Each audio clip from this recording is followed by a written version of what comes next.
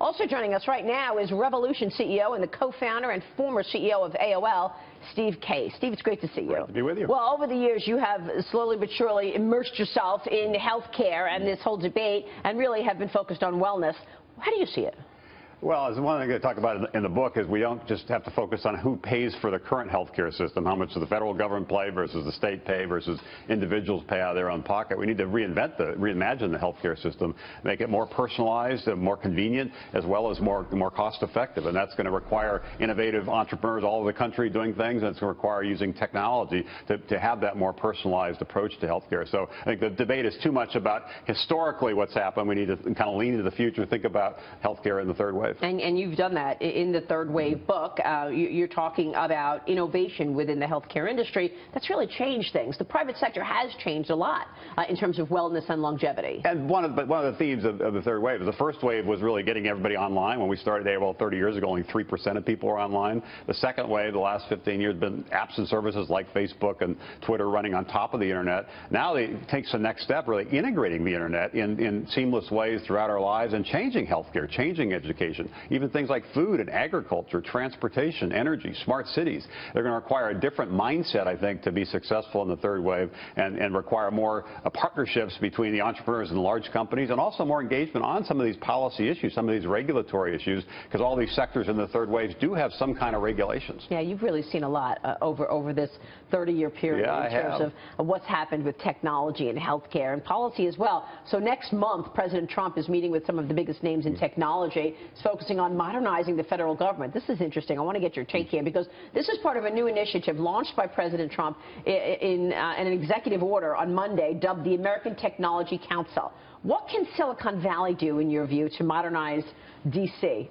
Well, for starters, there needs to be more of a dialogue between the innovator, would be Silicon Valley or other parts of the country, and the policymakers, whether it be the White House or the Congress or regulatory bodies.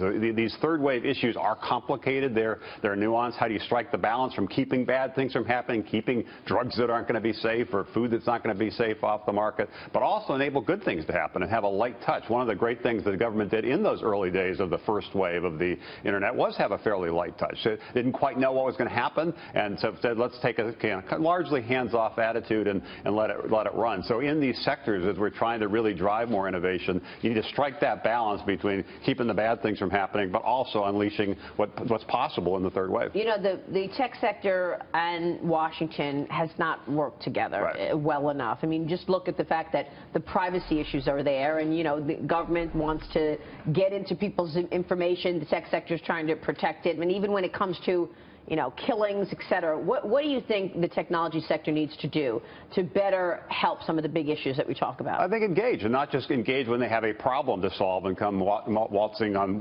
Washington to deal with their particular parochial interests, but engage, try to make sure that we really do kind of have a government that understands what's happening, what's possible with technology, and can strike the right balance. But it's also not just Silicon Valley. Obviously, there's a lot of great things happening in Silicon Valley. One of the themes of the book is we call the rise of the rest. There are great entrepreneurs building great companies all over the country. Yet most of the attention and most of the capital goes to a few places. Last year, 80% of venture capital went to just 3 states. So what we need to do in the third wave is level California, New York, and Massachusetts. California only got half of all the venture capital in the country. So when people say President Trump won in part because a lot of people in a lot of parts of the country feel left out, left behind by globalization, by digitization, it's because they have been left behind, because we haven't funded the entrepreneurs there, creating the companies there that are creating the jobs in the middle of the country. We've really funded the entrepreneurs on the coast, and that has to change. We have to level the playing field so everybody everywhere really does have a shot at the American dream. I want to ask you where the growth is right now within tech, because you updated your book. It is the third wave. It's a new chapter in the book. It's looking at the future of entrepreneurship under President Trump. First off, where do you see growth right now within technology? What industries?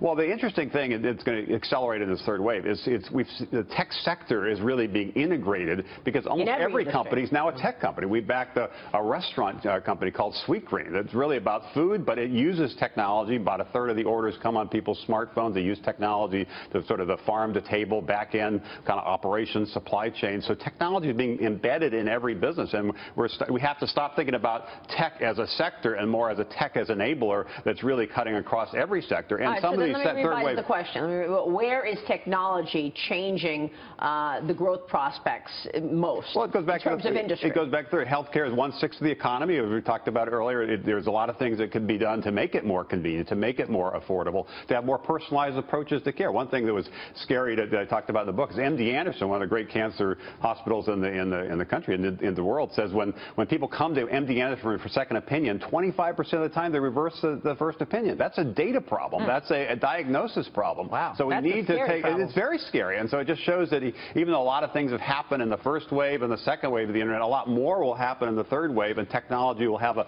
more central role in other parts of our lives, and in the process disrupt other sectors of our economy. But it's going to require a different mindset and playbook, which is why I wrote the book. One of the themes in this book is about entrepreneurship. Right. So the president has been very clear in terms of his corporate tax rate, the business tax rate. He's talking about a 15% tax rate for these small owned and operated businesses, the so-called pass-throughs. Right. What do you think about the tax plan, and is this going to be helpful to these entrepreneurs that you write about? Well, I think everybody agrees that we need to have a simpler tax code and something that's more kind of globally kind of consistent. But what the bias should be, I think, is on job creation. And most of the jobs are not created by the small businesses or the big businesses. They're created by the young, high-growth startups. So how do you create incentives around job creation and fund those startups? One bill that was introduced last year in a bipartisan way, it's called Investing in Opportunity Act, basically said if you invest in these rise-of-the-rest cities in the middle of the country, there'd be preferred capital gains treatment. So looking at things like that with a bias towards how do we fuel this next wave of entrepreneurial innovation all across the country,